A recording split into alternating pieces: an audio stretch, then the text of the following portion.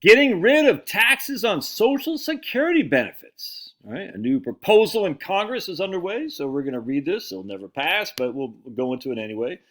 The You Earned It, You Keep It Act would end federal income tax on Social Security while phasing out the payroll tax cap. That's just idiotic.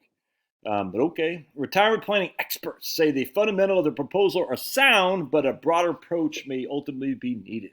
All right. While the passage in the short term appears unlikely, the legislation could serve as a stepping stone to a future Congress. So we got the You Earned It, You Keep It Act, which does away with taxes on Social Security income, but also phases out the cap on work earnings subject to payroll taxes. Retirement industry experts say the bill recently introduced by two Democratic lawmakers requires a closer look to understand its potential effects. All right. Let's see. Who are these people right here? Angie Craig of Minnesota and Yadira Caravello from Colorado. They're going to talk about how to save Social Security. Michael Fink, we're familiar with Fink, says it may be the first salvo in a necessary bipartisan negotiation about how to fix Social Security. Politicians aren't going to allow an automatic cut in benefits in 2033, he says. I completely agree. But there are only ways to prevent it: raise taxes or reduce benefits. Well, did you just watch my live stream with Andrew Biggs? Get rid of deferrals, i.e., you don't get a tax deduction on 401k contributions and IRA contributions. I think it's fantastic. In fact, I'd say no deferrals at all. We can put it all into Roth IRAs for sure, but no deferrals, no pre-tax money, if that makes sense, into your retirement accounts. You make the income, you pay Social Security tax on it, the FICA tax, and you put the income in there, and it's all subject to income tax. And you could say we could make a tax deferral. We don't have to pay tax on the ongoing capital gains and income in there. We'd have to think about that, but I love it, man. And the reason is because 60% of all benefits of deferrals go to the top 20% earners. And if Social Security, the primary reason of Social Security was to keep people out of poverty, the top 20% of the earners, that is not what Social Security is meant for. That doesn't mean they get a benefit reduction. Can't have benefit reductions. That's not fair. But it just means at the end of the day, there's a simple way to finance Social Security. Just watch the live stream I did with Andrew an hour ago. We talked about this. Easy. No one sees a tax increase in terms of you don't see your taxes going up. You just see less deferrals. Ultimately, it's a tax increase, but not hiking tax like you were paying 25, now you're paying 30, nothing like that. You'll pay more tax because you have less deferrals. Oh, but guess what? You have less taxes in the future, too. Not a bad proposition, in my opinion. I love it. Finke argues that the ideal solution would be some combination of raising the amount of income subject to taxes, increasing net income tax on capital gains, and modifying the inflation adjustment to more accurately reflect retiree spending, and increasing the full retirement age. No, we're not going to increase the full retirement age. That's just dumb. Modifying Social Security to more accurately reflect spending with CPIE. All right, that's a little bit of a benefit, but not much. Subjecting more income to taxes. Well, that would be no deferrals, like Andrew Biggs says, and Alicia Munell over at Boston College, a lefty and a righty. And then increasing net income tax on capital gains. I got no problem with that either, man. Finke says the tax code already places a higher tax burden on earned income. This will push tax rates to a point that could impact economic growth if we rely too much on raising the cap. And I'm going to put those words into his mouth. But if we get rid of the cap, all right, again, I'm self-employed. If I make $150,000 for simplicity, I pay no Social Security amount above $150. No tax on Social Security. I still pay Medicare tax. But I'll pay 12.4%, 6.2 as an employee, 6.2 as an employer. So if we go from 150 to 200, that extra $50,000 is subject to a 12.4% tax. That's a freaking huge tax hit. That's another $6,200 in taxes.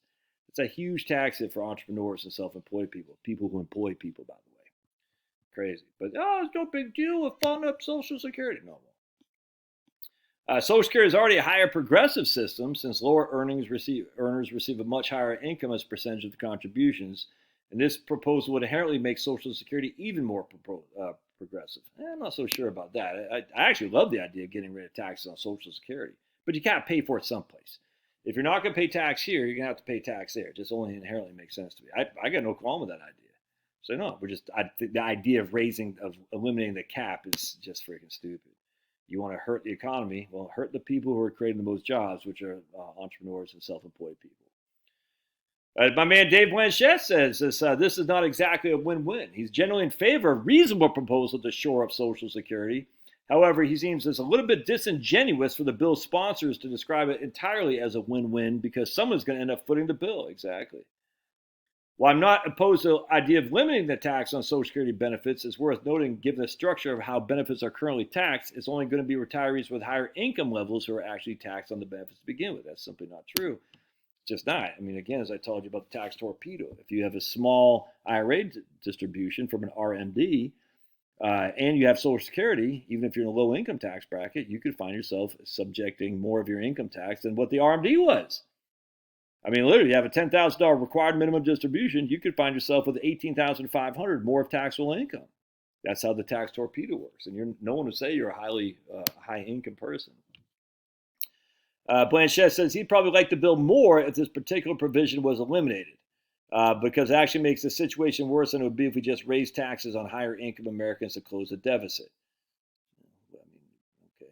With respect to the bill's it's not going to pass. But Blanchett further notes that there are quite a few levers available to close the existing funding gap beyond just raising taxes on some cohort of Americans. Congress could change the claiming formula, making people work longer, or reform how benefit increases in retirement.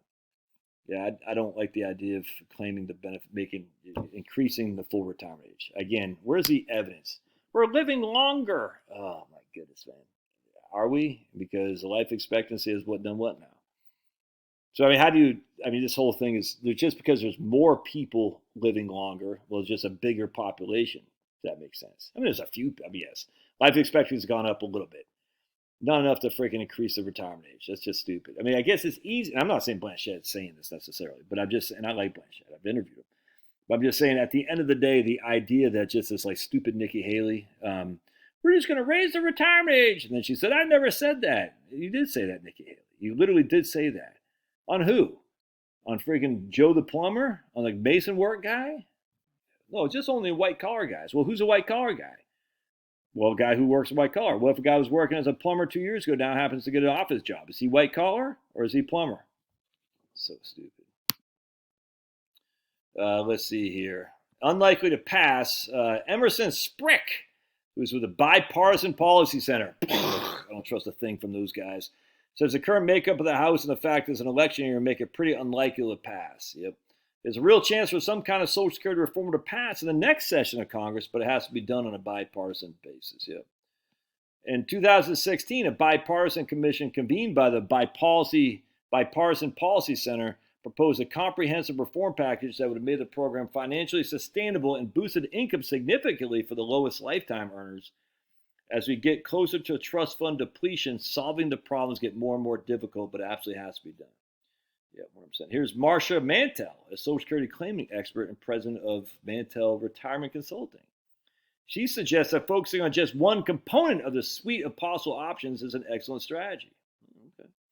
Lawmakers need to stop trying to boil the ocean, instead get one reasonable, logical option passed in a short time frame to take the fear out of this critical income source, blowing up for our oldest Americans. Ugh, what? That's so weird.